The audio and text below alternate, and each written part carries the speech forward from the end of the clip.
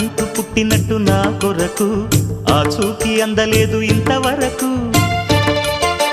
వచ్చింది గాని ఈడు ఒంటి వరకు